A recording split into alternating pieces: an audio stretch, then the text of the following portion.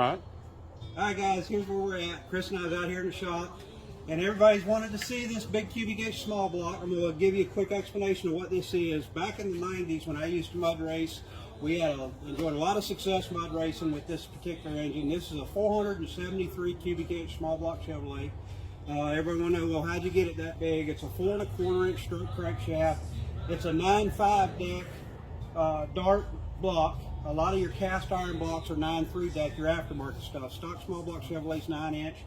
A lot of your Dart and other blocks are 9.3 in the cast iron version. This is a 9.5 deck aluminum block, Dart block.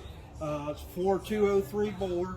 It's 473 cubic inch. It's a canted valve SV3 Brodex CV330 cylinder head. What that means is it's a 14-degree intake valve and 9-degree exhaust valve. The valves are canted in the cylinder head. And this right here is a 1500 CFM C&S Specialties carburetor. This engine works really, really good. It made a lot of power on the dyno. We dynoed this thing in John Consley's dyno way back in the, early 2000s or in the late 90s. I built 2 of these. It's the first 2 small blocks that I ever built that made over 1,000 horsepower on the dyno. And it worked really well. Chris bought it from me for a car we originally built for Chris a long time ago for the original Outlaw 10.5 back half rules. And we're fixing to start running that car again. Chris is going to bless me with letting me wheel it, so it's going to be kind of fun to be driving a car that we can take to the racetrack way more often than my race truck. So we're fixing to put this in his car.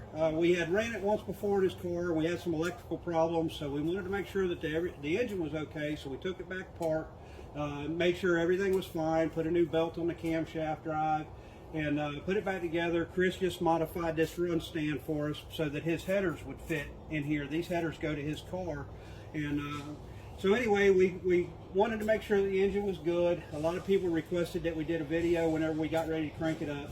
So we're going to fire it up and check the timing and stuff like that in it, and make sure that it's hitting on all 8 cylinders, and give you guys an idea what a 473 inch canted valve headed small block Chevrolet sounds like.